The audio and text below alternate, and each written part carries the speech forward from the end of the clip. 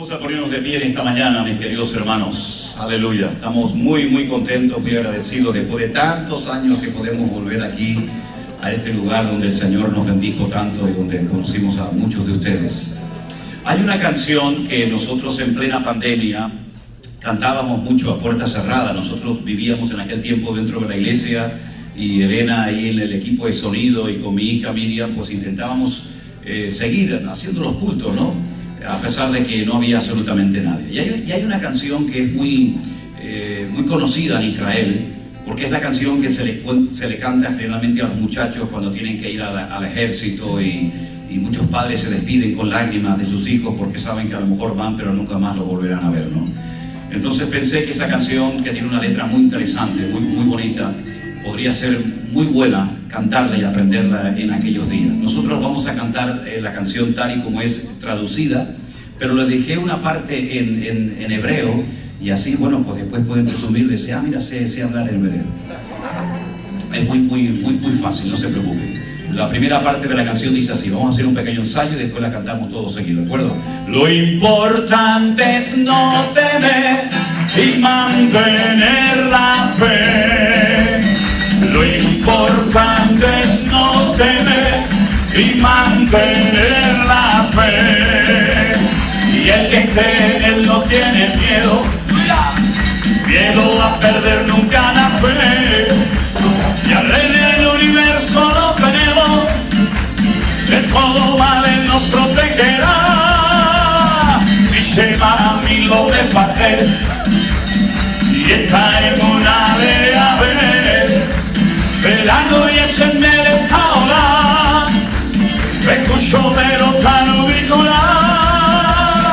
Lo importante es no temer y mantener la fe.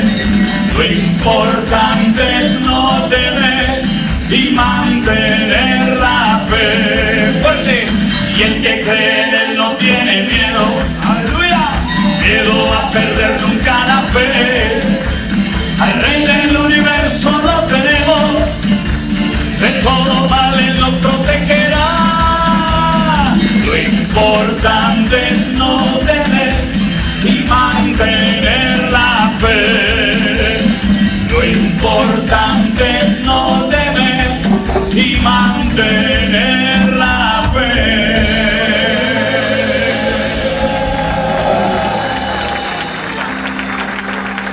Creo que les están poniendo la letra, ¿no? Porque yo la veo allí enfrente, ¿no? Bueno, pero es muy fácil. Lo importante es no temer, sino mantener la fe. Tenemos al Rey del universo de nuestra parte. Y la parte en hebrea dice, dígalo conmigo, mi shema, mi lo me fajet. Perfecto. No entendí nada, pero perfecto. Eta emuná leabet. Velanu yeshet melech haolam. Yeshet melech haolam. Behu shomer otanu mikulam. Te dirá, ¿qué es lo que estoy cantando? Lo mismo que estamos cantando en español, ¿eh? Así que vamos a hacer un intento de cantarla en hebreo, a ver qué tal sale. Mi shema, mi lo me faje, a esas palmas. Y está en una de ave, velando y encender ahora.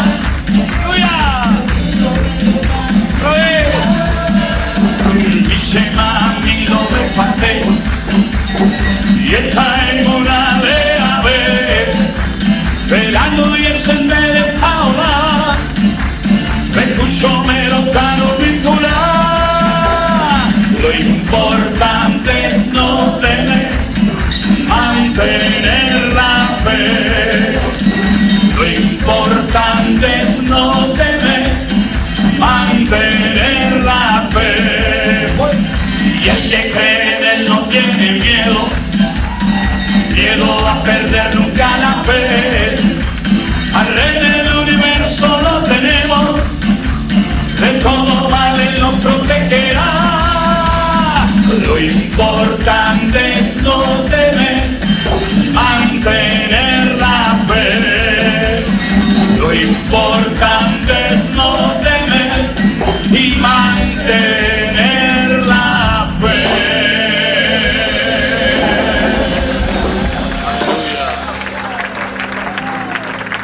Más en estos tiempos, hermanos queridos, estos tiempos difíciles, estos tiempos peligrosos, como dice la Escritura, ¿no? Estos tiempos raros, en los que el mundo está tratando de arrancar la fe de nuestros corazones a toda costa, ¿verdad? Mantenernos firmes en la fe y no dejarnos arrastrar por la corriente de este mundo. Tener personalidad y criterio propio. No sentirnos mal porque vamos contra corriente. Solamente hay un pez de todos los que existen que va contra corriente. Es el salmón. ¿Saben? Nace en el río, cuando tiene una cierta edad desciende por la corriente, vive en el mar y algo pasa en su interior que hay un momento en el que dice: tengo que volver a mi origen. Lucha contra corriente, muchos mueren en el intento, pero los que logran llegar después de días de mucho esfuerzo y de enfrentarse a muchos obstáculos, ¿no? Y peligros y tantos, digamos, animales que están esperando que suban por la corriente arriba, llega, desova y se muere. Qué tremendo, ¿no? El proceso de adaptación, de estar respirando en agua dulce, después en agua salada, después volver otra vez al agua dulce. Y nosotros en cierto sentido somos como ese pez, ¿no? Que vamos en contra de la corriente de este mundo. Dice que a ellos les sorprende que no corramos juntamente con ellos, ¿verdad? Pero nosotros, a diferencia de ese pez, luchamos contra corriente, no para ir a un sitio a morir, sino a ir a un sitio a morir, a vivir por la eternidad, en la presencia de nuestro Dios y de nuestro Rey. Aleluya. Merece la pena el esfuerzo, mis queridos hermanos. Aleluya. Y hay una canción que yo creo que en esta mañana a ustedes les va a bendecir, porque como esta iglesia se llama La Roca Firme, hay una canción que nosotros compusimos, que nosotros hicimos hace algún tiempo, que habla acerca de que Él es nuestra roca, ¿verdad? Y yo para predicar jamás en mi vida he necesitado leer un papel, pero para las letras sí. Me olvido de las letras, me olvido completamente, ¿no? Pero vamos a aprenderla en esta mañana. Es una canción que está basada totalmente en la Biblia. Es una de las cosas que a mí me gusta hacer, ¿no? Cojo un texto de la Biblia o varios textos de la Biblia, gracias, Karina, y le pongo música, y así no me complico la vida. Y si no les gusta la letra, peleen con David, peleen con Moisés, peleen con Pablo, porque la letra está totalmente basada en la palabra de Dios. Y dice así esta alabanza: levantamos nuestras voces en genuina adoración, nos gozamos hoy aquí, adorando a nuestro Dios. Bendeciré tu nombre eternamente y para siempre. De suprema alabanza eres digno, mi Señor. Una vez más, levantamos nuestras voces en adoración, nos gozamos hoy aquí, adorando a nuestro Dios. Bendeciré tu nombre eternamente y para siempre. Es suprema alabanza, eres digno, mi Señor. Roca mía y salvación,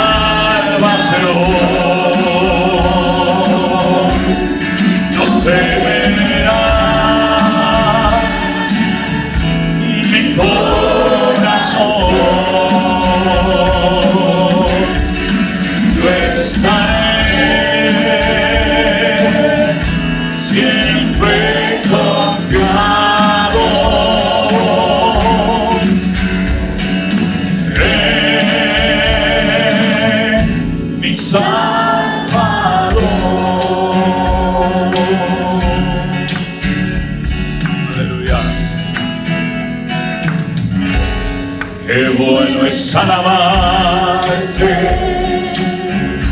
y anunciar por la mañana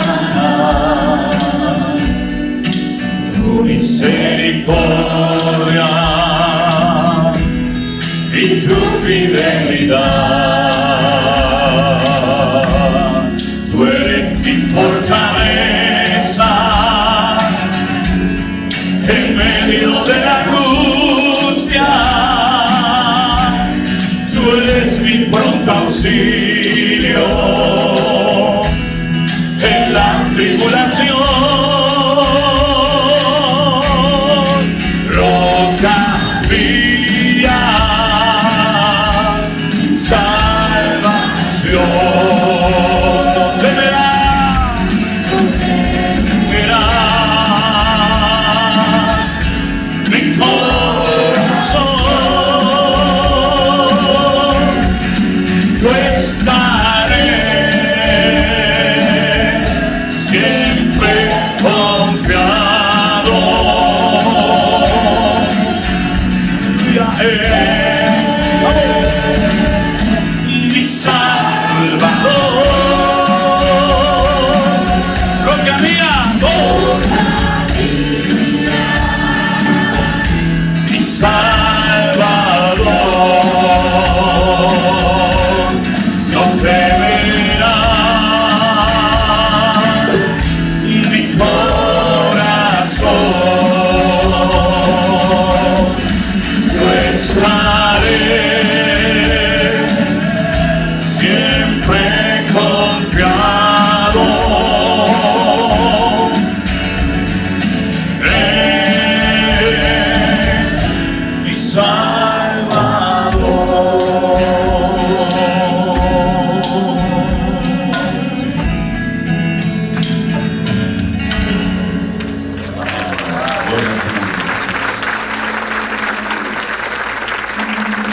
Pueden tomar asiento, mis hermanos, en esta mañana. Señor Jesús. Señor, te bendecimos, te damos gracias por la vida de José Manuel Sierra, nuestro pastor. Te damos gracias por lo que comenzaste como algo pequeño, Señor, allá en Santa Cruz de Tenerife. Gracias porque Él ha sido fiel juntamente con Elena, su esposa, su familia, sus hijas. Y te damos gracias porque hasta aquí, Ebenezer, Amén. tú les has ayudado y bendecido, les has guardado en completa salud. Ellos están viajando todo el tiempo, todo el año, pero tú les guardas, les das nueva fuerza para seguir adelante. Gracias por lo que has de hacer esta mañana. Úsalo poderosamente en el nombre de Jesús y que podamos salir de aquí llenos de tu presencia y con mucho mayor conocimiento del que teníamos hasta hoy. En el nombre de Jesús. Amén. Amén y amén. Denlo para nosotros. Gloria a Dios. Amén, gloria a Dios. Le pedía permiso al pastor para que me deje dar un pequeño anuncio referente a un área también de nuestro ministerio que sin quererlo se ha convertido en algo muy importante para nosotros desde hace más de 20 años. La primera vez que yo viajé a Israel no lo hice por cuenta propia, no lo hice porque tenía un deseo en mi corazón y quise ir, sino que estando un día en casa me llamó un matrimonio. Él ya está con el Señor, pero ellos me llamaron para decirme que iban a viajar a Israel. Teníamos mucha amistad en aquellos tiempos cuando vivíamos en Madrid, y que iban a viajar a Israel. Y bueno, yo me alegré mucho por ello. Me da mucha alegría cuando a la gente le salen las cosas bien y son bendecidos y son prosperados, ¿no? Y bueno, los felicité, digo, qué bueno que pueden tener esa linda experiencia. Y me dijeron, no, pero no solamente te llamamos para informarte, sino para decirte que te queremos invitar para que vengas con nosotros. Y bueno, como dice el refrán, como a nadie le amarga un dulce, pues dije, bueno, pues perfecto, vámonos para allá. Entonces, esa fue la primera vez que yo fui a Israel invitado por este matrimonio. Cuando yo llegué hace más de 20 años atrás a Israel, desde el primer día que llegué a Tel Aviv, al aeropuerto de Ben Gurión, hasta el último día, la verdad que para mí fue tan impactante, porque es como un seminario, una escuela bíblica intensiva. Allí se ve la Biblia, aquí la leemos, Aquí nos imaginamos ciertas y determinadas cosas, cómo podían ser, cómo sería esto, cómo sería aquello. Pero allí, aparte de que lo ves, aprendes geografía, arqueología, historia, Biblia y tantas cosas. Nos tocó un guía que no era creyente, no era, digamos, cristiano, pero era un gran conocedor de la historia, incluso se sabía cosas de la Biblia de memoria, pero él siempre decía: dicen que aquí estuvo Jesús, dicen que por allí caminó Jesús, y siempre estaba con el dicen, ¿no? Y yo me pegué a él y me aprendí todas sus explicaciones de memoria. La gente las grababa, la gente las anotaba, pero yo me las aprendí todas de memoria. Y cuando regresé a Tenerife les conté a los hermanos de la iglesia mi experiencia, mi andadura por Israel, y les conté todo. Bueno, a raíz de ese día comenzaron a llamarme gente de todas partes del mundo, y me decían: queremos ir a Israel, pero queremos ir contigo, queremos ir a Israel. Y sin darme cuenta, sin buscarlo, me vi envuelto y me veo envuelto en una actividad que para nosotros ha sido de muchísima bendición.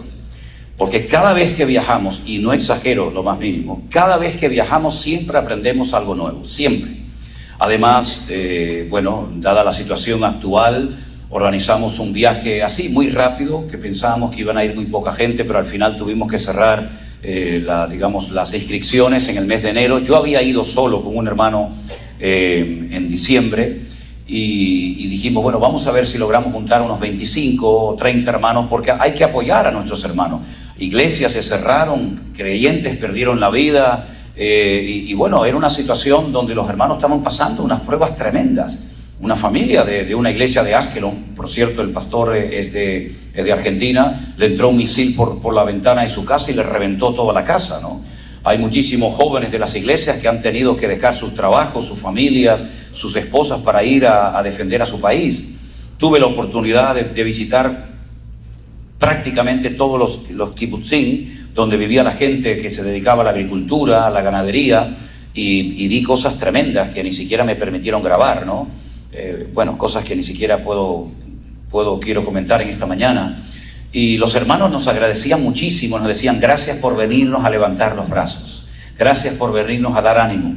Incluso gente de la calle nos paraba y nos decían: pero ¿qué hacen aquí? Éramos los únicos, solamente había un pequeño grupo creo que era de filipinos o de tailandeses, y nosotros, todo el país estaba vacío, los restaurantes, los hoteles. Fuimos al huerto de Getsemaní, que siempre hay una cola de gente tremenda. Estábamos solamente nosotros. Fuimos al Monte de las Bienaventuranzas, que siempre hay un tráfico terrible de autobuses que entran y salen. Solamente estábamos nosotros. Fuimos a la ciudad de Tiberias, al lado del mar de Genesaret, mar de Galilea, y tuvimos que llamar por teléfono a un conocido para que nos abriera el restaurante y nos diera de comer. Todo estaba cerrado, el país estaba con una tristeza. Yo creo que es el país más alegre que he visto en mi vida. Siempre están cantando, danzando por las calles, miles y miles de niños, de jóvenes, es algo increíble. Pero vimos un país que lo estaba pasando realmente mal.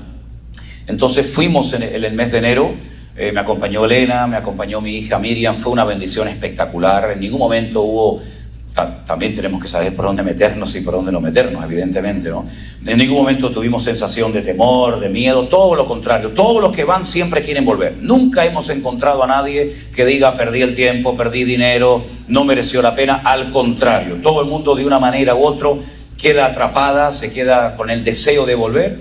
Y entonces nosotros estamos ya organizando los viajes para este año, y vamos a ir con 2 grupos diferentes en el mes de mayo. Ya el primero se ha llenado completamente, solamente quedan unas poquitas plazas para el segundo, y luego en noviembre volvemos con 4 grupos también. Es que hay centenares y centenares de personas que quieren conocer, que quieren viajar. Así que si alguien está interesado en recibir información, en saber más sobre estos viajes, sobre este ministerio, pues mi hija Priscila es la que me ayuda a organizar todo esto. Ella está aquí, y si no, más fácil todavía. Entran en la página web de nuestra iglesia, mevidanueva.org, rellenan el formulario que dice viajes a Israel, y allí enseguida recibirán la información del costo, de los itinerarios y todo lo demás, ¿de acuerdo? Solamente era ese pequeño anuncio.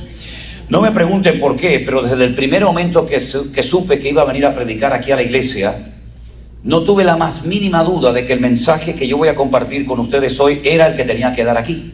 Yo repito, no me pregunten por qué, Generalmente yo voy a una iglesia y bueno, a veces hasta el Señor en el mismo púlpito me cambia el mensaje, ¿verdad? Viendo el ambiente, viendo la atmósfera de la congregación. Pero hace ya algunos meses atrás que ya sabíamos que íbamos a visitar la iglesia de ustedes, y el Señor puso en mi corazón esta enseñanza, que ya le he dado en otras ocasiones, pero yo creo de verdad que hoy tenemos que oírla todos los presentes y todos los que van a seguir la retransmisión de este culto. Quiero llevarles a una carta que el apóstol Pablo escribió a la iglesia de Tesalónica. Él escribió 2 cartas, ¿vale? Las conocemos como Primera y Segunda de Tesalonicenses. Dicho sea de paso, mientras van buscando Segunda de Tesalonicenses capítulo 2, este fue el lugar donde menos tiempo permaneció Pablo ministrando a esta congregación. No se calcula que más o menos un mes como máximo estaría Pablo al frente de esta congregación. Luego tuvo que salir, seguir sus viajes, su ministerio. El lugar donde más tiempo estuvo fue en Éfeso, 2 años, Corinto 1 año, Tesalónica aproximadamente 1 mes.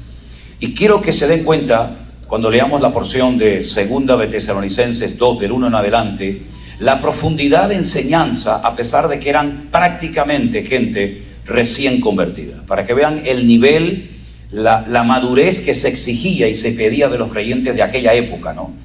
Dice en el versículo 1: con respecto a la venida de nuestro Señor Jesucristo y nuestra reunión con Él, os rogamos, hermanos, que no os dejéis mover fácilmente de vuestro modo de pensar, ni os conturbéis, ni por espíritu, ni por palabra, ni por carta, como si fuera nuestra, en el sentido de que el día del Señor está cerca. Nadie os engañe en ninguna manera, porque no vendrá sin que antes venga la apostasía y se manifieste el hombre de pecado, el hijo de perdición, el cual se opone y se levanta contra todo lo que se llama Dios o es objeto de culto, tanto que se sienta en el templo de Dios haciéndose pasar por Dios. ¿No os acordáis que cuando yo todavía estaba con vosotros os decía esto? Ahora vosotros sabéis lo que lo detiene, a fin de que a su debido tiempo se manifieste, porque ya está en acción el misterio de la iniquidad, solo que hay quien al presente lo detiene, hasta que Él a su vez se ha quitado de en medio. Y entonces se manifestará aquel inicuo, a quien el Señor matará con el espíritu de su boca y destruirá con el resplandor de su venida. Inicuo cuyo advenimiento es por obra de Satanás, con gran poder y señales y prodigios mentirosos, y con todo engaño de iniquidad para los que se pierden, por cuanto no recibieron el amor de la verdad para ser salvos. Por esto Dios les envía un poder engañoso para que crean a la mentira, a fin de que sean condenados todos los que no creyeron a la verdad, sino que se complacieron en la injusticia. ¿Cuántos dicen amén? Sé que algunos llaman torta o tarta, ¿no? Pero si la Biblia fuera una torta o una tarta y la cortáramos en 4 pedazos exactamente iguales, 3 de esos trozos o pedazos sería material profético. El libro que más material profético contiene del mundo es, sin lugar a dudas, la Biblia. Dicho sea de paso, a modo de información, el Corán no contiene ni una sola profecía. La Biblia solamente en el Nuevo Testamento menciona 150 veces el retorno inminente del Mesías. Pablo hace más de 50 referencias a la venida del Señor, su segunda. Y si solamente en nuestras Biblias tuviéramos, como los judíos, solo el Antiguo Testamento, sin leer de Mateo al Apocalipsis, podríamos llegar a la conclusión de que el Mesías vendría en 2 ocasiones. Una vez como siervo sufriente, como cordero llevado al matadero, para redimirnos de nuestros pecados derramando su sangre, y una segunda vez como león de Judá, como león triunfante y glorioso sobre la muerte y sobre todos los poderes del mundo. Hay más material en el Antiguo Testamento para conocer datos de la segunda venida del Señor que de la primera. Es decir, que tenemos en nuestras manos uno de los temas más mencionados en toda la Biblia.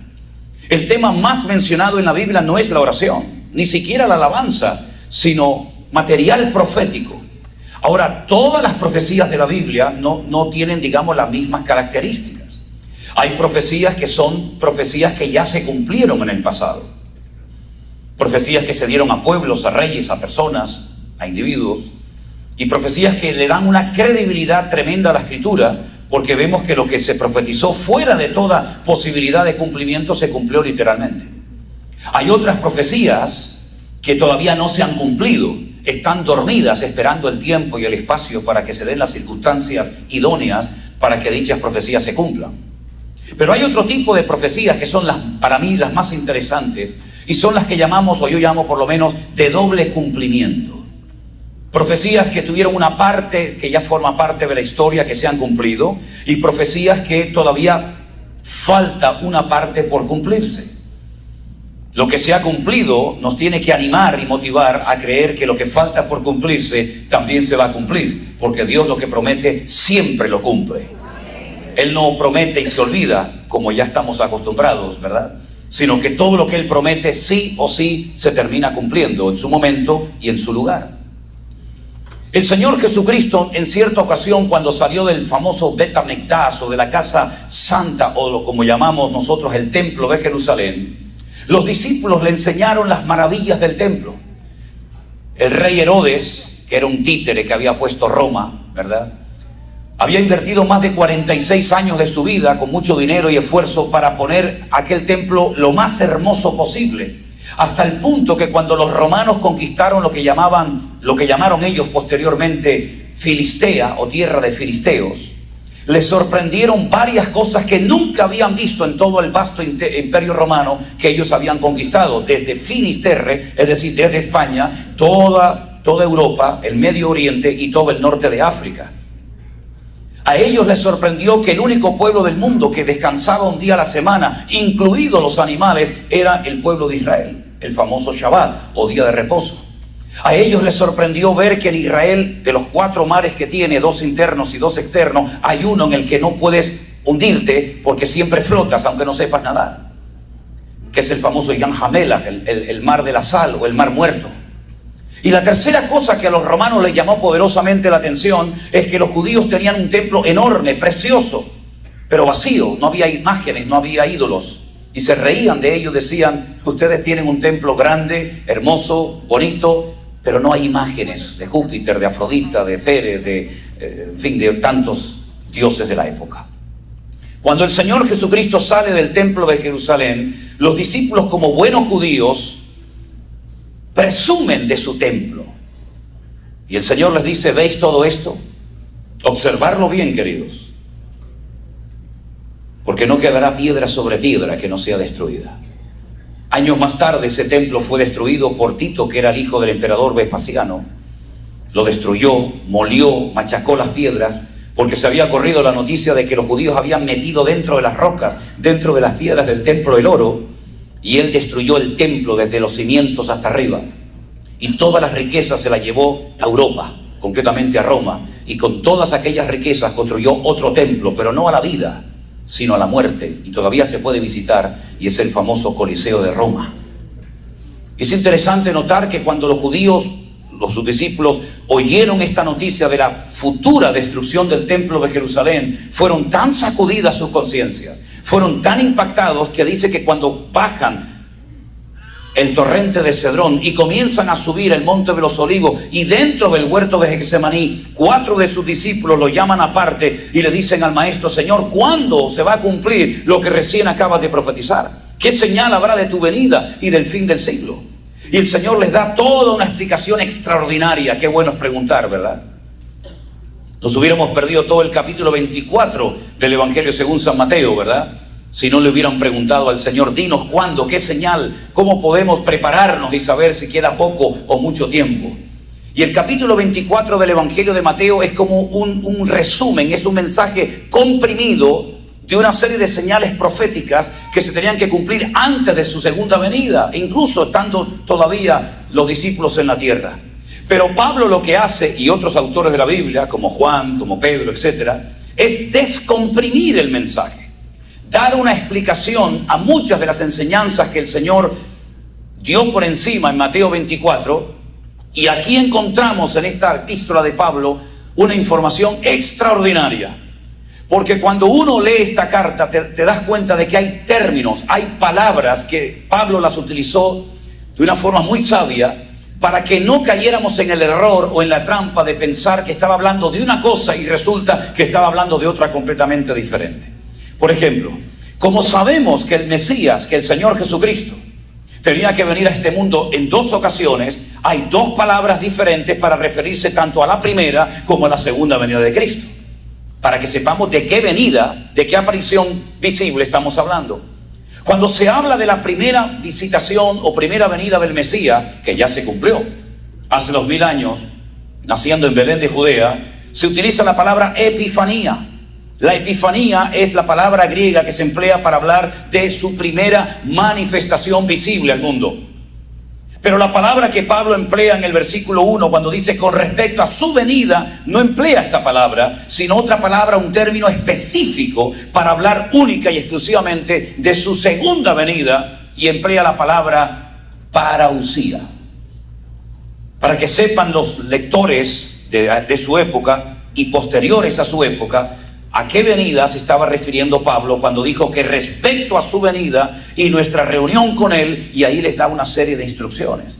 Por lo tanto, tenemos delante de nosotros una información extraordinaria para saber, como los eslabones de una cadena, qué va primero, qué va segundo, qué va tercero, y saber en qué momento de la historia me encuentro y qué va a suceder en cada bloque de la historia. Porque el tiempo marca la señal y la señal indica en qué tiempo me encuentro. Jesús, nuestro Señor Jesucristo, no dio una fecha exacta, ni mucho menos. Sabemos el lugar. Dice en Zacarías capítulo 14, y en aquel día se afirmarán sus pies sobre el monte de los olivos, ¿verdad? Y el monte se partirá. Y es entonces cuando Él establece su reino milenario en Jerusalén. Sabemos que va a venir y pondrá sus pies en el monte de los olivos. Pero no sabemos ni el día, ni la hora. Pero sí sabemos cuántas señales se tendrían que cumplir previamente a su segunda manifestación como Rey de Reyes y Señor de los Señores. Nosotros no participamos de su primera venida. Él le dijo a sus discípulos: cuántos reyes y profetas desearon ver lo que ustedes están viendo y oyendo y no lo vieron. Ustedes son una generación privilegiada, bendecida, porque me están oyendo a mí personalmente, porque ven mis milagros, mis señales, cómo expulso los demonios, cómo resucito a los muertos, cómo limpio a los leprosos, etcétera, etcétera. Pero nosotros no formamos parte de esa generación. Sino, sin embargo, la palabra de Dios nos dice que nosotros, en esta recta final de la historia, tenemos que velar y orar, porque vamos a ver cosas que los discípulos no vieron en su época. Por lo tanto, mis queridos hermanos, vivimos en un momento de la historia tremendamente interesante. Y lo bueno de todo esto es que tenemos el periódico que aún no se ha publicado mañana.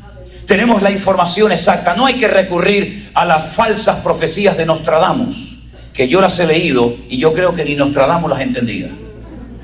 Tenemos la fuente correcta y exacta, que es la bendita palabra de Dios, que se adelanta en el tiempo y en el espacio y le indica a la iglesia cómo tiene que comportarse y cómo tiene que vivir en estos tiempos difíciles y peligrosos en los cuales vivimos. Una de las señales de los últimos tiempos es que la maldad se multiplicaría. No sabemos por cuánto, pero multiplicarse seguro. De tal manera que dice que por haberse multiplicado la maldad, el amor de muchos se enfriaría. Mas el que persevere hasta el fin, ese será salvo. Dice Pablo con respecto a la segunda venida del Señor, ya hemos dicho, la parousia, la manifestación visible del Mesías. Cuidado, porque vendrán muchas opiniones y teorías, pero nosotros no nos movemos por lo que yo siento, lo que a mí me parece, sino que tenemos la roca firme de la palabra de Dios, de nuestro Señor Jesucristo, a la cual podemos recurrir cuantas veces necesitemos o queramos para saber en qué momento de la historia yo me encuentro. El apóstol Pablo dice que Él no vendrá, el Señor Jesús, el Mesías, el Redentor de nuestra alma, no vendrá sin que antes venga la apostasía. Definamos pues entonces qué es la apostasía. Porque si el Señor no va a venir hasta que la apostasía se manifieste, sería bueno saber de qué estamos hablando. La apostasía es la anarquía espiritual. Es la pérdida de valores absolutos y convertir todo lo que ha sido absoluto en relativos. Es la pérdida de orden en la familia, de principios morales y espirituales. Ya dijo Nietzsche hace mucho tiempo atrás que no hay nada más inmoral que la moral. Y muchos han creído y seguido sus enseñanzas diabólicas, ¿verdad? Incluso él escribió un libro que se llama El Anticristo, que es terrible, ¿no? Pero quiero decir con todo esto de que estamos viendo cómo se está descomponiendo la sociedad. Me imagino que aquí en Estados Unidos ustedes tampoco tienen mucho que alegrarse en este aspecto. Europa ya está totalmente rendida. En Europa ya una persona se puede casar con su perro si quiere, o con su vaca, o con su elefante, o con su jirafa, porque al fin y al cabo es un ser vivo que tiene más derecho que una criatura que está en el vientre de su madre, que le han desprendido y quitado de todos sus derechos. Estamos viendo en el mundo que ya los niños son los que mandan y ya los padres se tienen que callar cuando los muchachos hablan. En mi época esto era impensable, ¿verdad, Pablo? En mi época mi padre me miraba, simplemente me miraba, no decía nada, solamente me miraba y me transmitía un mensaje telepático que yo sabía interpretar al momento. Me decía, o te portas bien, o cuando llegues a casa te voy a dar un sopapo. Y yo lo entendía perfectamente, no hacía falta ni discernimiento de espíritu, ni interpretación de lengua, se entendía perfectamente. Como dice un libro de un rabino judío que yo leí, dice: hoy en día los muchachos ni tirándole piedrecitas se enteran de que le estás llamando la atención, ¿no? En mi época se decía, cuando los adultos hablan, los niños se callan. Hoy en día, cuando los niños hablan, el papá y el abuelo se tienen que callar, porque está hablando el niño. Es increíble, ¿verdad?, ver la pérdida de valores tremendos, donde ya lo que antes era hasta delito, hoy en día es normal. Y nos presionan y nos obligan, ¿verdad?, que tenemos que aceptar sí o sí, quiera o no quiera, cosas que acéptelas usted si quiere, pero no me obligue a mí a tener que aceptar y apoyar cosas con las cuales yo no estoy de acuerdo. Pero entonces te llaman que eres un xenófobo, eres un tipo caducado, que ya no tienes nada que hacer y lo mejor que puedes hacer es morirte, ¿verdad? Es tremendo, pero es la pura realidad de nuestro mundo, de nuestra sociedad, ¿verdad? Donde hoy en día, como me ha pasado a mí, cuando va a pasar una persona, una señora, una joven o quien sea, y le doy paso y le digo, pase usted, me dice, me está tratando de una forma muy machista, ¿eh? ¿Por qué? No, ¿por qué? Porque cosas increíbles que ya no sabes ni qué hacer ni qué decir, ¿verdad? La anarquía es la pérdida de todos los valores. Hay Biblias que se han publicado donde han quitado la palabra sangre, porque ofende a algunos hablar de sangre en la Biblia. Se está pensando en escribir una Biblia y quitar todos los nombres de Dios y meterle el nombre de Alá para llevarnos bien con ese grupo de personas, ¿verdad? Se ha quitado la oración de muchas escuelas, en muchos lugares es un delito evangelizar, hacer proselitismo, ¿verdad? Y tantas cosas que podríamos enumerar. Todo eso ya lo hemos comenzado a ver, no de ahora, de hace ya mucho tiempo. Pero no solamente la anarquía, el desorden, el caos en la familia, el caos en la economía, el caos en los valores, el caos en todas partes, sino que además dice que además de todo eso, por si fuera poco, se va a manifestar, se va a dar a conocer un personaje que recibe muchos nombres en la Biblia. Pablo aquí menciona 3: hombre de pecado, hijo de perdición e inicuo o malvado. El único que lo llama anticristo es Juan en una de sus cartas. En el Antiguo Testamento Daniel lo llama el cuerno pequeño, porque dice que vio una visión donde había una bestia con 10 cuernos y de en medio de ellos salía uno pequeño que hablaba grandes blasfemias y hacía guerra contra los santos y los vencía. Y es el mismo personaje. Tenemos tanta información de este personaje siniestro que dice la Biblia que del Dios de sus padres no hará caso, se desprenderá, dejará las creencias religiosas o espirituales que sus padres le enseñaron y adorará, y lo dice en arameo en el libro de Daniel, dice que adorará a Alá Maozín, el Dios de la guerra. Y dice que del amor de las mujeres no hará caso. Interprételo usted como quiera. Del amor de las mujeres no hará caso. Bueno, y tantas cosas, pero lo que Pablo dice, que este personaje se va a sentar en el templo de Dios, haciéndose pasar por Dios. Es un ególatra, una persona que quiere que lo adoren a él como si fuera Dios. Ahora, sentido común, vamos a utilizar el sentido común, que lamentablemente a veces es el sentido menos común de todo, ¿no? Pero si el Señor Jesucristo dijo que el templo iba a ser destruido y fue destruido en el año 70 de la era cristiana después de Cristo, ¿cómo dice Pablo que se va a sentar en ese templo haciéndose pasar por Dios? Querido, por sentido común, por lógica, el templo de Jerusalén va a volver a ser reconstruido en el mismo lugar, porque los judíos no pueden levantar otro templo donde quieran, sino solamente en un lugar, en el monte Moriah, donde Abraham subió siglos atrás a sacrificar a su hijo Isaac, y donde subió David a hacer un sacrificio para parar la mortandad en Jerusalén que él sin querer había producido en su país. En ese lugar donde ahora mismo hay el domo de la roca y a un costado está la famosa mezquita de Al-Aqsa, ahí en ese mismo lugar se va a volver a reconstruir por tercera vez el templo de Jerusalén. El primero, ¿quién lo construyó? Salomón. Fue destruido un día que se llama en hebreo Teisá B'Av, el día 9 del mes Ab. Ese templo volvió a ser reconstruido cuando volvieron del cautiverio en Babilonia, 70 años después. Pero también volvió a ser destruido en el mismo día, evidentemente en otro año, en el día 9 del mes Ab. ¿Por qué todas las peores desgracias en el pueblo de Israel siempre ocurren el mismo día? El día 9 de Ab, por una sencilla razón. Porque dice la palabra de Dios que cuando Moisés envió, no espías, no fueron espías, espías fue lo que mandó Josué. Él mandó exploradores, gente que fuera a reconocer la tierra, gente que se enamorara de la tierra y trajeran un informe agradable, positivo, bueno, para animar, para contagiar al pueblo. Pero dice la Biblia que cuando volvieron, después de 40 días, dice que maldijeron la tierra, hablaron mal de la tierra. La tierra traga a sus moradores, somos muy pequeños en comparación con la altura de los habitantes de Canaán. Las murallas son casi inexpugnables, llegan hasta el cielo. Es imposible conquistar este país, volvamos a Egipto. Y dice que toda esa noche en las tiendas de campaña de los hijos de Israel estuvieron llorando y lamentándose. Incluso llegaron a pensar en apedrear a Moisés y volver a Egipto, volver atrás. Cuántas tonterías se dicen y cuántas tonterías se piden en oración a Dios cuando estamos desanimados, Es mejor callar la boca. En boca cerrada no entran moscas, me decían a mí cuando era pequeño, ¿verdad? Y ese día que se quejaron, ese día que se lamentaron, fue el día Teisá B'Av, el día 9 del mes Ab. Y ese día fue destruido el primer templo de Jerusalén, para que recuerden que se quejaron sin motivos. Ahora les voy a dar motivos para que lloren de verdad.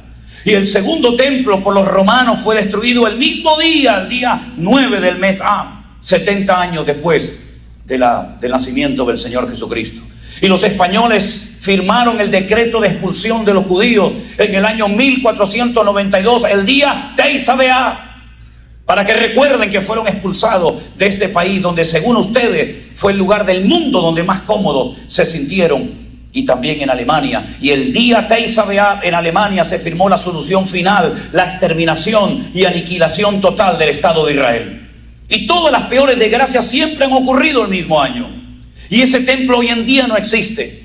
Y es un dolor tan grande que tiene ese pueblo, que cuando alguien se va a casar, en todas las bodas, sean creyentes o no, practicantes o no, meten una copa, un vaso dentro de una servilleta y lo rompen, para que recuerden que nos rompieron el templo los romanos hace 2000 años. Y cuando alguien construye una casa, hay una parte de la casa que no la adornan, no la arreglan, no la pintan, se queda como vieja, como deteriorada. ¿Para qué? Para recordar que nos destruyeron los romanos el templo de Jerusalén, ¿verdad? ¿Y por qué van vestidos de negro? Porque están de luto, porque lloran la pérdida del templo de Jerusalén. ¿Y por qué oran por la mañana, por la tarde y por la noche, todos los días de su vida? Porque oran para la reconstrucción del templo de Jerusalén. Y ese templo va a ser inaugurado en los últimos tiempos. Pero a los 3 años y medio, este personaje siniestro lo vuelve a profanar. Y el Señor Jesucristo ya lo advirtió y dijo: el que entiende, lea, porque aquí hay sabiduría. Cuando veáis la abominación desoladora de la cual habló el profeta Daniel, el que lee, entienda. ¿Cuándo se va a producir esa profanación del lugar santísimo? ¿Cuándo se va a sacar el arca de la alianza y se va a poner una imagen? Y dice que el que no la adore será muerto, en la época en la que este personaje siniestro se va a manifestar. ¿Quién es este tipo? ¿Quién es esta persona? Pero la Biblia nos enseña que es un hombre de carne y hueso, no como las películas de Hollywood que nos presentan una relación entre Satanás y una mujer y nace ahí un tipo medio con cuernos, sin cuernos. No, es un personaje con padre, con madre, con nacionalidad. Sabemos por los datos que nos da la Biblia de dónde puede venir, el tiempo que va a gobernar, y es un personaje que va a cambiar toda la economía del mundo. El dinero va a dejar de existir para un control mundial de la población, que es lo que siempre han creído lo que han querido los que tienen poder para hacerlo: controlar y más controlar. Si no es de una manera, es de otra. Si no es con cámaras, es con satélite. Si no es con satélite, es con los impuestos. Si no es con los impuestos, con algo que le van a poner a la gente para controlarlos y marcarlos como si fueran animales. Y nadie podrá comprar, nadie podrá vender, nadie podrá poner gasolina, nadie podrá cobrar su sueldo, nadie podrá viajar, nadie podrá hacer nada, pequeños, grandes, ricos y pobres, sin haberse dejado marcar de una forma terrible. Algunos se estarán preguntando: ¿y nosotros hasta dónde vamos a ver? ¿Hasta dónde vamos a poder llegar con toda esta cuestión? Bueno, aquí se plantea, digamos, una gran pregunta, ¿no? Porque a lo largo de la historia se han ido, no a lo largo de la historia, sino recientemente, y cuando hablo recientemente hablo de unos 150 o 160 años para acá, se plantearon varias posturas teológicas referente a toda esta cuestión.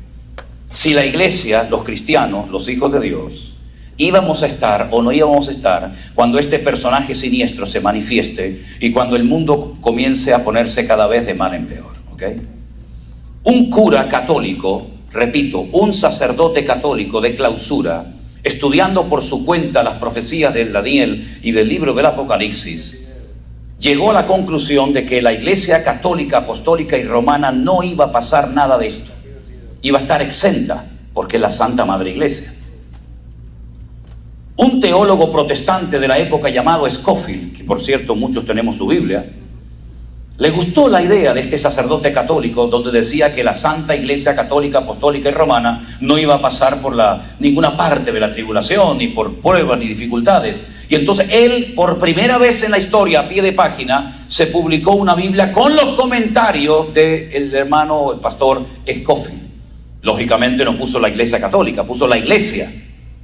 La Iglesia Universal no iba a pasar por ningún tipo de estas dificultades. Y eso cayó muy bien en el mundo cristiano evangélico de la época. Y se ha ido traspasando de generación en generación de que el creyente no iba a pasar por ningún tipo de tribulación. Pero si usted lee los libros de teología de siglos atrás, usted se va a dar cuenta de que jamás los creyentes predicaron eso. Nunca. Cuando usted va al libro del Apocalipsis, usted se va a encontrar que hay 21 juicios, sellos, trompetas y copas, 7, 7 y 7. Y el apóstol Pablo nos da, no solamente en esta carta, sino en otra, una información tremendamente interesante. Dice: he aquí os digo un misterio. Os voy a contar un secreto, algo que nunca se ha revelado, algo que nunca ha contado nadie. No todos dormiremos, pero todos seremos transformados en un momento y en un abrir y cerrar de ojos. Porque se tocará la trompeta y los muertos en Cristo resucitarán primero. Y luego nosotros, los que vivimos, los que hayamos quedado, no los precederemos a ellos, sino que le recibiremos al Señor en el aire. Y así estaremos por siempre con el Señor. A la final trompeta. A la final trompeta. La pregunta es, si a mí me interesa saber el tema de las trompetas, que está hablando en un lenguaje metafórico y realmente habla del shofar, no de trompetas, ¿cuántos toques de trompeta en el libro del Apocalipsis se mencionan? 7. Pero antes son precedidos por los famosos 7 sellos o los caballos que van cambiando de colores, ¿verdad? Y a la final trompeta, a la séptima trompeta, se produce una primera resurrección. Y la Biblia solamente nos habla de 2 resurrecciones, una para vida y otra para muerte, no de 3 ni de 4. Por lo cual quiere decir de que la iglesia tiene que prepararse, porque el mundo va a ir de mal en peor y probablemente muchos de nosotros pasaremos por estas experiencias tremendas. Pero por un camino vendrán y por 7 huirán. Porque aunque acampe contra ti un ejército, no tiene por qué temer tu corazón, porque el Señor es mi luz y mi salvación. Y aunque pasemos por valle de sombra y de muerte, no temeré mal alguno, porque tú estarás conmigo. Tu vara y tu cayado. Dos cosas diferentes, ¿eh? No tiene nada que ver una vara con un cayado. ¿Para qué era la vara? La vara del pastor en Israel en la punta tiene como una especie de pincho, una especie de clavo. Se utilizaba fundamentalmente para cuando llegaba la noche y se guardaban las ovejas en el redil.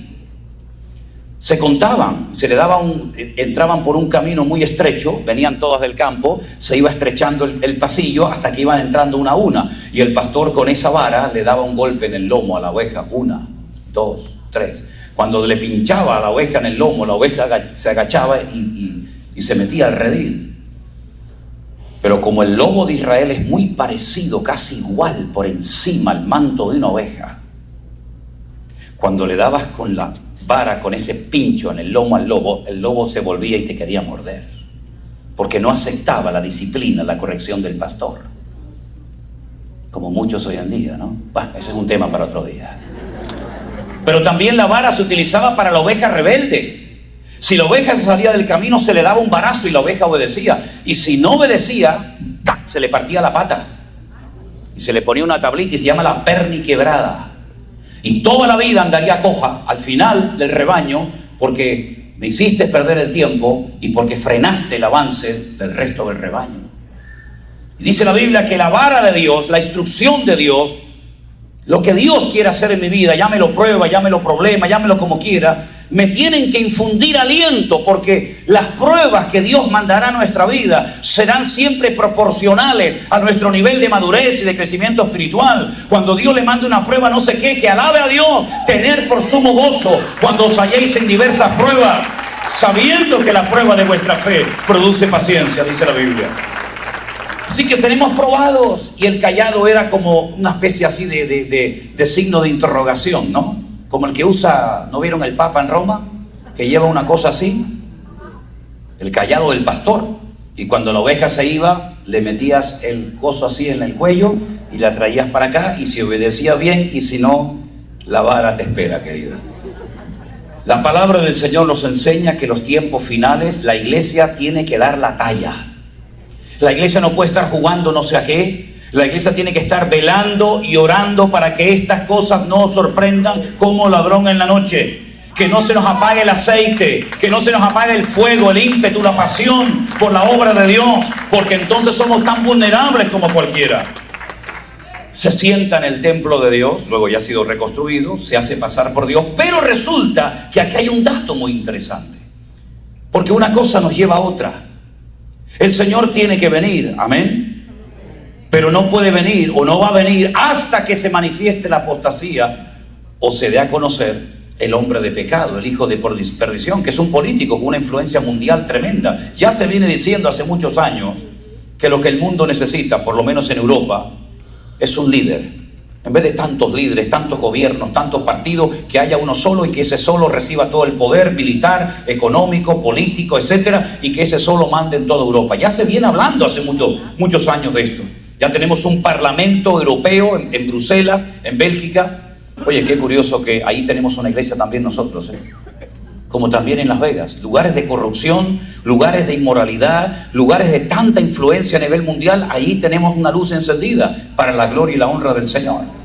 Entonces la palabra del Señor nos enseña que la iglesia tiene que estar velando, tiene que estar atenta, tiene que saber discernir los tiempos y las ocasiones para que no nos sorprendan las cosas que van a ocurrir como si alguna cosa extraña nos aconteciese, sino más bien todo lo contrario. Erguid vuestras cabezas porque vuestra redención está cerca. ¿Por qué se predica tan poco de esto en las iglesias? ¿Porque la gente se asusta? ¿Porque no interesa? Hermanos queridos, el Apocalipsis no se escribió para asustar a nadie. El Apocalipsis y las palabras proféticas del Señor en su palabra se nos dieron para que estemos tranquilos y podamos dormir en paz y vivir en paz, porque en medio del diluvio la iglesia pasará protegida por la mano del Señor. Claro, tendremos que depender cada día del Señor, cosa que a muchos no les gusta. Pero yo recuerdo mi primera visita a la isla de Cuba hace unos cuantos años atrás, cuando terminábamos de comer. Los pastores que nos invitaban a comer, lo que tuvieran en el momento, nos decían: Pastor Sierra, hoy hemos comido mañana Dios dirá. Pero ya el Señor nos enseñó a nosotros el Padre Nuestro. ¿O es que se han olvidado ustedes del Padre Nuestro? El pan nuestro de cada día, no de cada semana, no de cada mes, no de cada año, de cada día, dánoslo hoy. Porque el maná caía cada día. Y si usted quería recoger el maná hoy lunes para toda la semana, se le echaba a perder. Es una dependencia constante y permanente de la presencia y de las promesas de nuestro Dios. Y Él proveerá todo lo que necesita, conforme a sus riquezas en gloria, dice la palabra. Así que, mis queridos hermanos, cuando veamos noticias terribles como las que estamos viendo y oyendo, no hay nada más que vivir un tiempito en Europa, lo que está pasando en Europa del Este y lo que está a punto de empezar en Europa.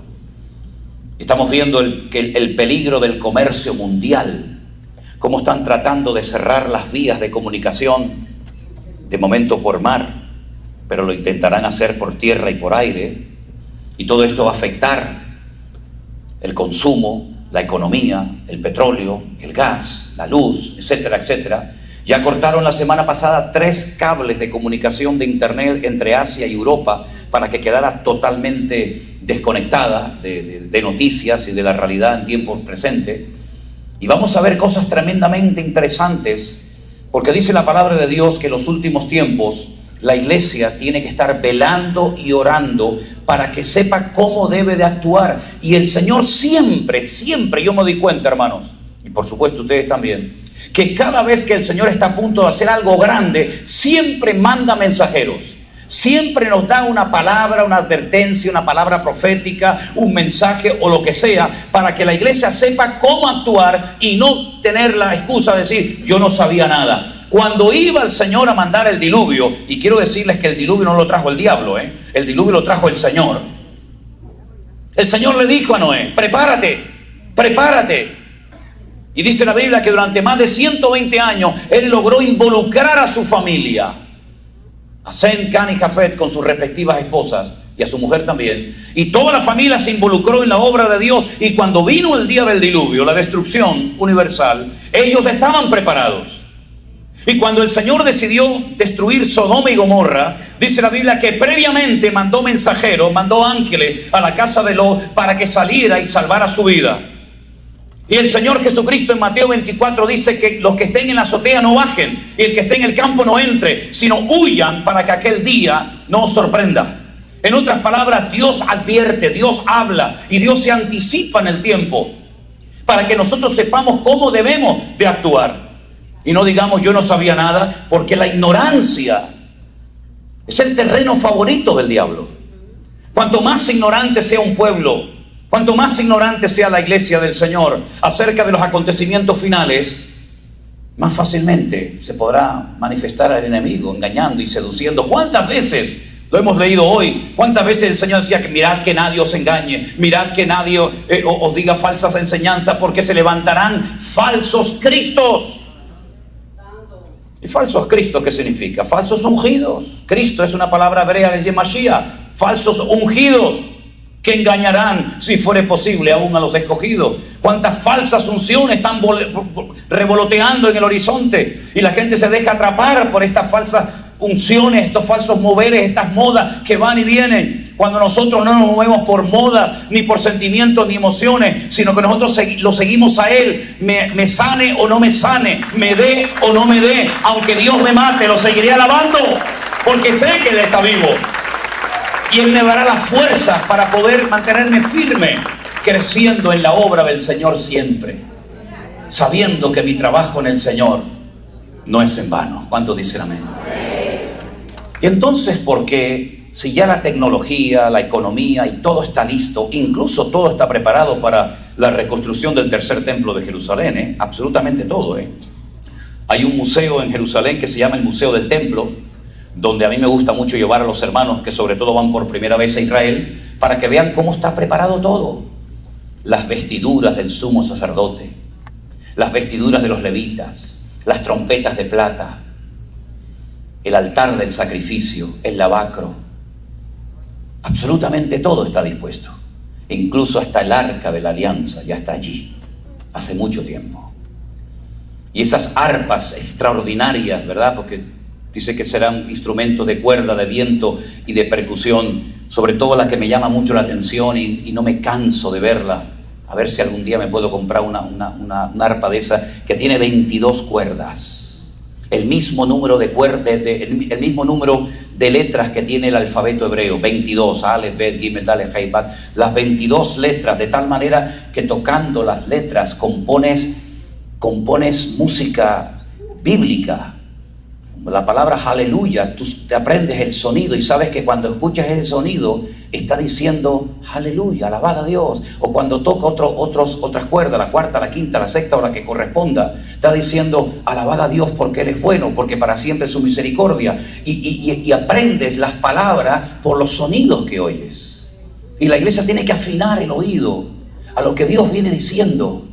A veces de una forma muy directa, otras veces de una forma muy sutil. Pero el que tiene oídos para oír, por favor, que oiga lo que el Espíritu le está diciendo a la iglesia.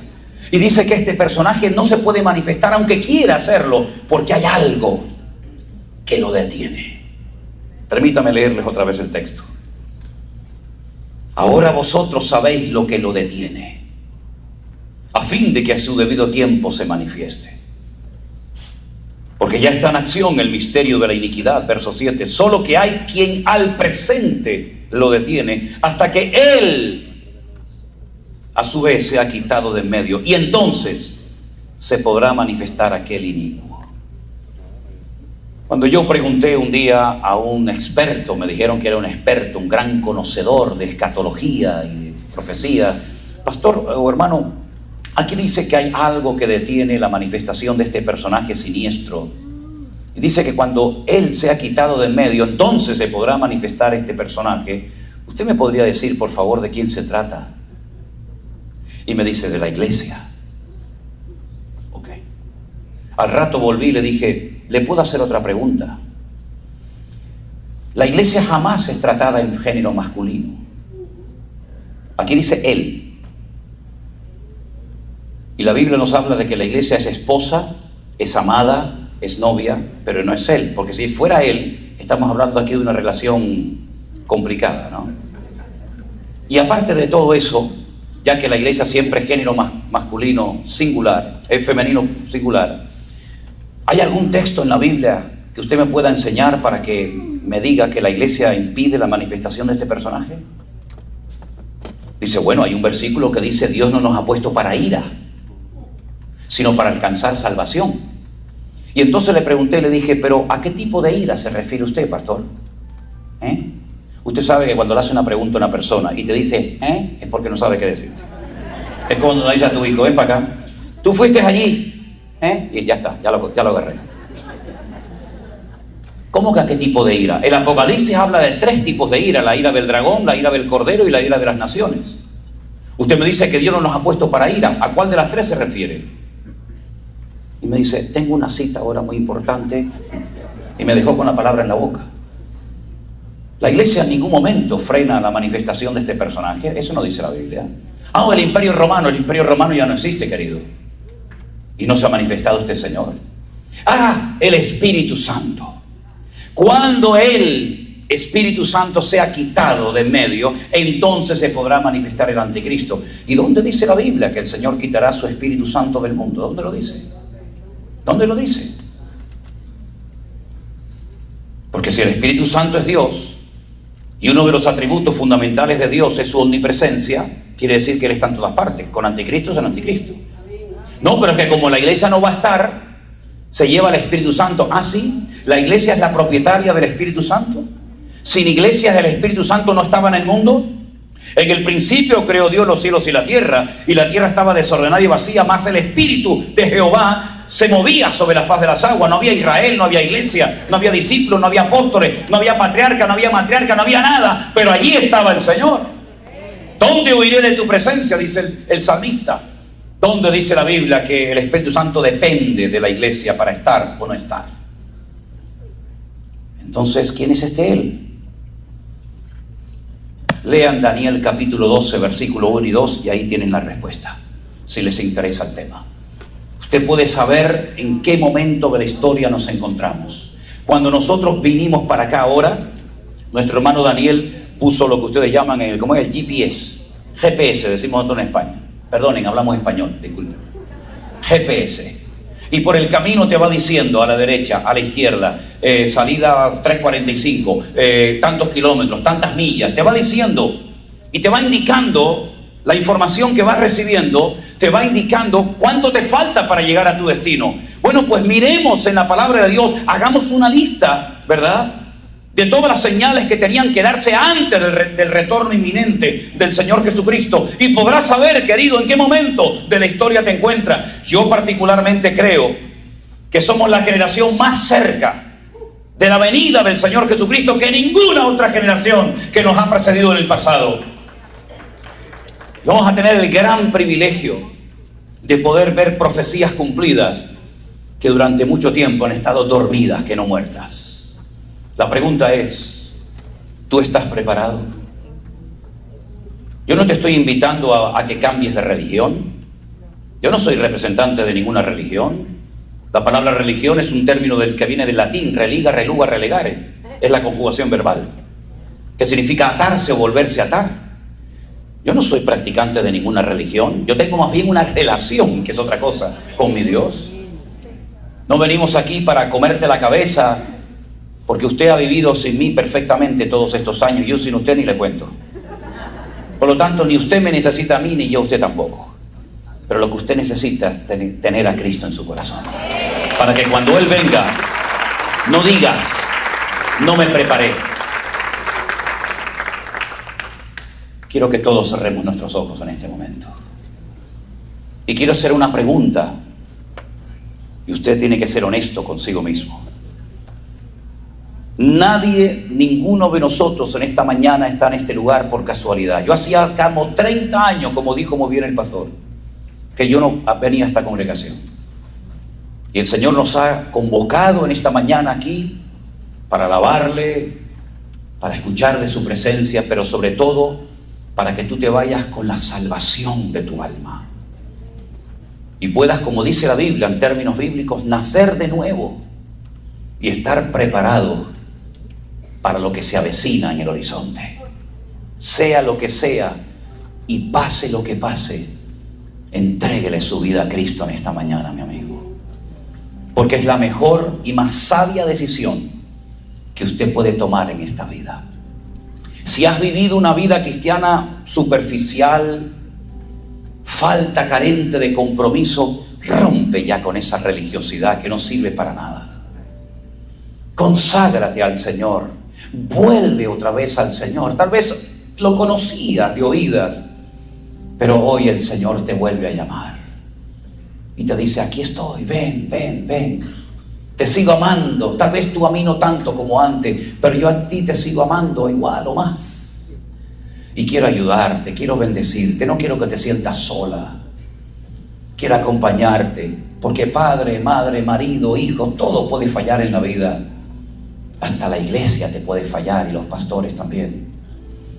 Pero el Señor nunca te va a fallar. Él es tan bueno, tan misericordioso, que quiere sanar las heridas de tu pobre corazón y poner de su paz y de su calma en tu ser interior. Para mí sería un privilegio, de verdad te lo digo. No sé cuándo volveré a esta iglesia, no lo sé. No sé ni siquiera si este es el último sermón de mi vida, no lo sé.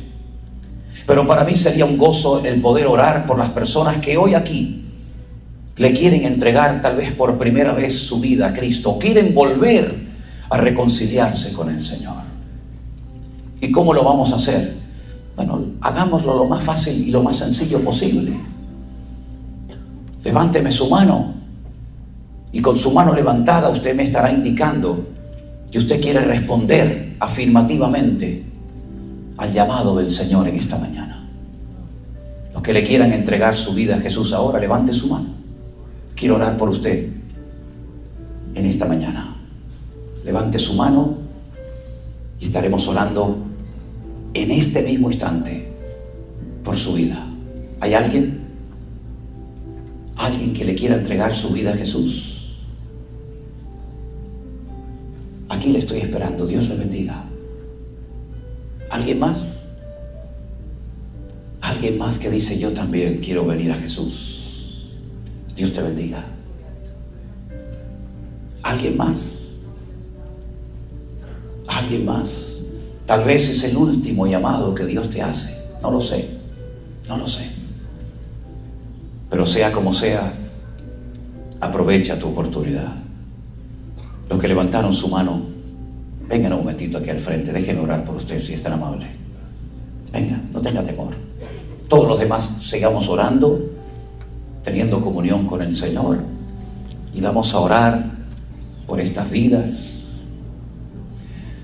Yo quiero que ustedes repitan en alta voz conmigo. No es una fórmula mágica, es simplemente una forma sencilla de dirigirles en oración al Señor. No están orando a mí, estamos orando al Señor. ¿Sí? Cierre sus ojos, diga conmigo: Señor Jesús, Señor Jesús, gracias, Dios mío, gracias por haber muerto en la cruz. Yo creo en ti, Señor, yo creo en ti, Señor, y te pido perdón y te pido por todos mis pecados. por todo mi Hoy te recibo como mi Señor como mi Señor, y mi Salvador personal. Salvador personal. Me rindo a ti, mi Me Señor. rindo a ti, Señor. Salva mi vida Salva mi vida. en el nombre de Jesús. En el nombre de Jesús. Amén. Amén. Déjenme orar por ustedes. ¿Sí? Padre, en el nombre de Jesús, rogamos en esta mañana por estas vidas, por estas almas. Tú conoces sus necesidades, conoces, Señor, su vida íntima y privadamente.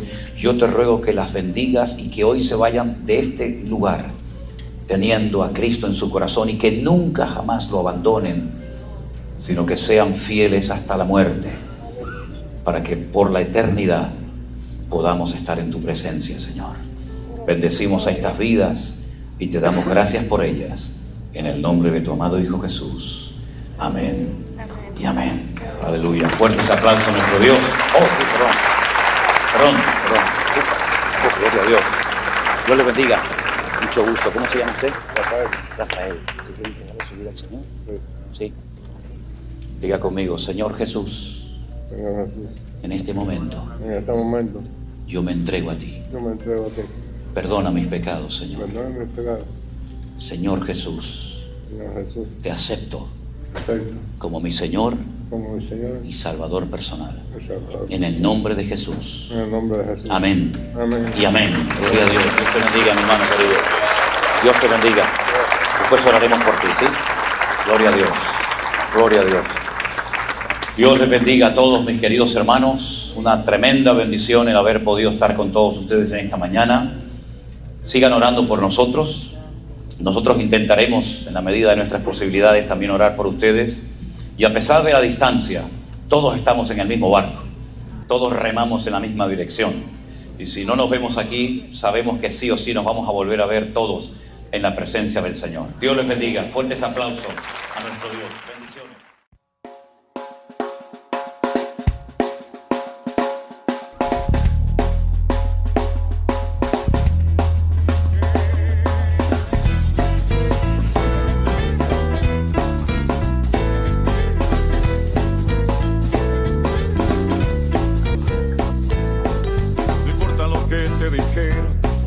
No importa lo que te hicieron, tienes que aprender a descansar en Dios.